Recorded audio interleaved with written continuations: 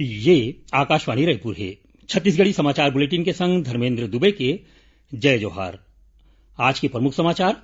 राज्य सरकार ह शिक्षक मन के 14,000 ले ज्यादा पद म नियुक्ति के बारे म आदेश जारी कर दे हे। प्रदेश में कोरोना संक्रमण के बढ़त मामला ला देखत राज्य के जम्मो 29 जिला अस्पताल मन में कोरोना संक्रमित के इलाज और देखभाल के व्यवस्था करे गे हे। और दुर्ग के दाऊ श्री वासुदेव चंद्राकर कामधेनु विश्वविद्यालय में दाखिला बर ऑनलाइन अर्जी मंगाए गए हे। अब समाचार विस्तार ले। राज्य सरकार ह शिक्षक मन के 14,000 ले ज्यादा पद म नियुक्ति के बारे म आदेश जारी कर दे हे। शिक्षक मन के नियुक्ति के आदेश ला दस्तावेज सत्यापन, मेडिकल फिटनेस और पुलिस सत्यापन के बाद जारी करे जाही।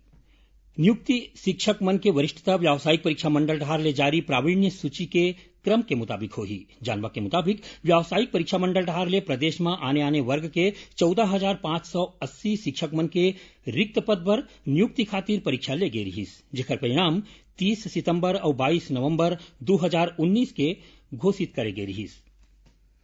केंद्रीय श्रम मंत्री कहिन है कि वैश्विक महामारी कोरोना के दौरान सरकार ह प्रवासी मजदूर मन बर श्रम कल्याण और रोजगार के संगे संग कतकोन कदम उठाए हे। ओमन बताइन कि अब तक करीबन 2 करोड़ प्रवासी कामगार मन ला घर और आने मजदूर मन के बैंक खाता में 5,000 करोड़ रुपया दे गे हे। श्रम मंत्री बताइन कि प्रवासी श्रमिक मन के मदद बर श्रम मंत्रालय ह पूरा देश में लॉकडाउन के दौरान 20 ठिन नियंत्रण कक्ष बनाए रहिस। कोरोना संक्रमण के खिलाफ लड़ैया स्वास्थ्य कर्मचारी मन बर प्रधानमंत्री गरीब कल्याण पैकेज बीमा योजना ला 6 महीना बर बढ़ा दे गे हे। एक केंद्रीय योजना सामुदायिक स्वास्थ्य कार्यकर्ता के संगे संग ऐसन स्वास्थ्य सेवा देवैया 50 लाख रुपया के बीमा के दायरा में आथे, जेमन ह कोरोना संक्रमित मरीज के सोझे संपर्क और देख रेख में रहिथे। योजना में कोरोना संक्रमण के सेती मौत के शिकार लोगन मन में घलो शामिल हे। योजना में प्राइवेट अस्पताल के कर्मचारी, स्वयंसेवक, अनुबंधित या दैनिक वेतनभोगी कर्मचारी के संगे संग आउटसोर्स कर्मचारी घलो शामिल है।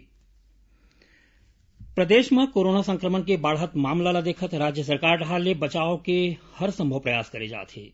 राज्य के जम्मो 29 जिला अस्पताल मन में कोरोना संक्रमित के इलाज और देखभाल के व्यवस्था करे गे हे।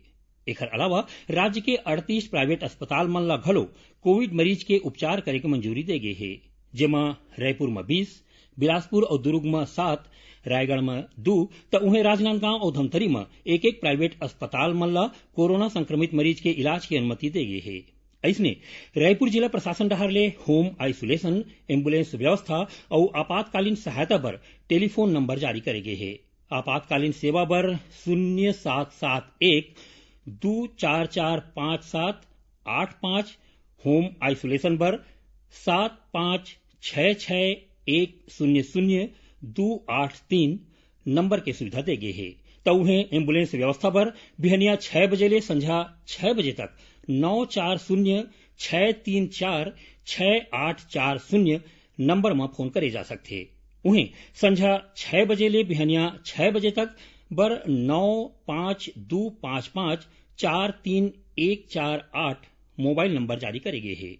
ओती दुर्ग जिला प्रशासन ह घलो आपातकालीन सेवा बर टेलीफोन नंबर जारी करे है। एती रायपुर संभागायुक्त GR चुरेंद्र ह ऐसन प्राइवेट अस्पताल मन में जिहां कोरोना संक्रमित मरीज मन के इलाज करे जाथे उखर मन के सूची बना के उखर ढहार ले इलाज के बदला ले जात पैसा के जानबा हर दिन दे के बारे में कहे गे है। संभागायुक्त कहिन है कि यदि कोनो भी प्राइवेट अस्पताल ढहार ले कोरोना मरीज के इलाज में ज्यादा पैसा ले जाही तो उखर मन के खिलाफ कार्रवाई करे जाही। उन्हें Raipur collector doctor S Bharathidasan हा कोरोना के रोकथाम और नियंत्रण बर शहर में करे जात कामकाज के समीक्षा करीन। ए मौका में उमन कहिन कि कोरोना मरीज के घर के बाहर स्टिकर चिपकाना जरूरी है। चिपकाए गए स्टिकर ऊपर काट छाट करैया के खिलाफ महामारी अधिनियम के तहत कार्रवाई करे जाही। उति महासमुंद जिला में बागबारा तहसील के 4 भाटा और सरायपाली के बैतारी गांव में कंटेनमेंट घोषित करे गए है और संगे संग कंटेनमेंट जोन के 3 किलोमीटर तक के दायरा में अवई जवई ऊपर रोक लगा दे गए है। त यही जिला में कोविड अस्पताल के गहन चिकित्सा इकाई में 25 ठिन उपराहा बिस्तर के व्यवस्था करे गए है। छत्तीसगढ़ी समाचार बुलेटिन आप मन आकाशवाणी रायपुर ले सुनत हव। छत्तीसगढ़ के खबर ले है आपके वास्ता और खबर के विश्वसनीयता ले है हमार वास्ता। आकाशवाणी समाचार रायपुर के प्रादेशिक समाचार बुलेटिन के संगे संग हमार समसामयिक कार्यक्रम आप रेडियो के संग अपन मोबाइल में घलो सुन सकत हो। आकाशवाणी समाचार फेसबुक, ट्विटर और यूट्यूब में घलो हावय। हमार फेसबुक पेज हरे Chhattisgarh news on AIR, Twitter handle CGAIR news और हमार यूट्यूब चैनल हरे छत्तीसगढ़ AIR न्यूज। तो अब रेडियो के संगे संग आपके मोबाइल के माध्यम ले हम आप तक पहुंचत हन। छत्तीसगढ़ के हर खबर पर सुनत रहो आकाशवाणी समाचार। अब आगू बाढ़ो बाँचे समाचार को थी। केंद्र सरकार कीन है कि देश में ऑक्सीजन सिलेंडर के कमी नहीं है। ए बेरा ऑक्सीजन के उत्पादन बाढ़ के 6,900 मीट्रिक टन ले ज्यादा हो गए है। केंद्रीय स्वास्थ्य सचिव राजेश भूषण बताइन कि हरेक राज्य में ऐसे व्यवस्था होना चाहिए जेकर ले ऑक्सीजन सही बेरा में मिल सके। दुर्ग के दाऊ श्री वासुदेव चंद्राकर कामधेनु विश्वविद्यालय के तहत चलत दुग्ध विज्ञान और खाद्य प्रौद्योगिकी महाविद्यालय के स्नातक के संगे संग डिप्लोमा इन एनिमल हस्बेंड्री पाठ्यक्रम के पहली साल में दाखिला बर ऑनलाइन अर्जी मंगाए गए है। अर्जी जमा करे बर वेबसाइट के लिंक खुले के बेरा 24 सितंबर तक रखे गए है। उन्हें 26 सितंबर के पंजीकृत अर्जी करैया मन के ऑनलाइन प्रकाशन करे जाही और 30 सितंबर के आखिरी प्रावीण्य सूची जारी करे जाही। जानबा के मुताबिक कामधेनु विश्वविद्यालय में रायपुर, कवर्धा, जगदलपुर, सूरजपुर, महासमुंद और राजनांदगांव में आने पाठ्यक्रम के महाविद्यालय चलाए जाते हैं। आर्थिक अपराध अन्वेषण ब्यूरो ACP रिश्वत लेके आरोप में एक जिन उप अभियंता के संगे संग उखर सहयोगी ला गिरफ्तार करे है। हमार संवाददाता ले मिले जानबा के मुताबिक बिलासपुर शाखा ला ए बारे में शिकायत मिली रही, जेकर बाद ACB के टीम जांजगीर चांपा जिला के अकलतरा में पदस्थ उप अभियंता और उखर सहयोगी के खिलाफ कार्रवाई करीन। ये दोनों जिन ला 20,000 रुपया के रिश्वत लेके मामला में गिरफ्तार करे है। रायपुर रेल मंडल के जम्मू स्टेशन मन में आज ले स्वच्छता जागरूकता अभियान चलाए जाते। रायपुर रेल मंडल में स्वच्छता पखवाड़ा के शुभारंभ प्रभात फेरी निकाल के करेगी। इस दौरान दक्षिण पूर्व मध्य रेलवे खेल संघ के खिलाड़ी मन कोविड-19 के दिशा निर्देश के पालन करत प्रभात फेरी निकालिन और संगे संग रायपुर रेल मंडल के जम्मू ऑफिस और स्टेशन मन में स्वच्छता के शपथ लेगी। जानबा के मुताबिक भारतीय रेलवे डहार ले स्वच्छ रेल स्वच्छ भारत के तहत स्वच्छता ही सेवा पखवाड़ा के आयोजन आज ले 30 सितंबर तक करे जाते। इस दौरान दक्षिण पूर्व मध्य रेलवे को तिले कतकोन कार्यक्रम करे जाही। अब थोड़कुन समाचार सार में रायपुर के शासकीय शिक्षा महाविद्यालय बछर 2020-22 बर एमएड, बीएड और विभागीय एमएड पाठ्यक्रम में प्रवेश बर अभ्यर्थी मन के चयन और प्रतीक्षा सूची जारी कर दे है। राष्ट्रीय पोषण माह के तहत जांजगीर चांपा जिला में आज कलेक्टर और जिला न्यायाधीश हरा झंडी दिखा के पोषण रथ ला आगू बढ़ेन। ए रथ के माध्यम ले गांव-गांव में सुपोषण के जानबा दे जाही। राजनांदगांव जिला में सामाजिक सुरक्षा पेंशनधारी मन ला नगर निगम डहार ले सितंबर और अक्टूबर महीना के पेंशन एके संख्या दे जाही।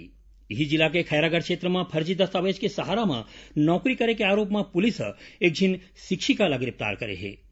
महासमुंद जिला के वनोपज जांच नाका केंद्री में पाछू रतिहा तलाशी के दौरान 16 ठिन कार्टून लुका के ले जावत सागौन और काला तेंदू के इमारती लकड़ी जब्त करे गए है।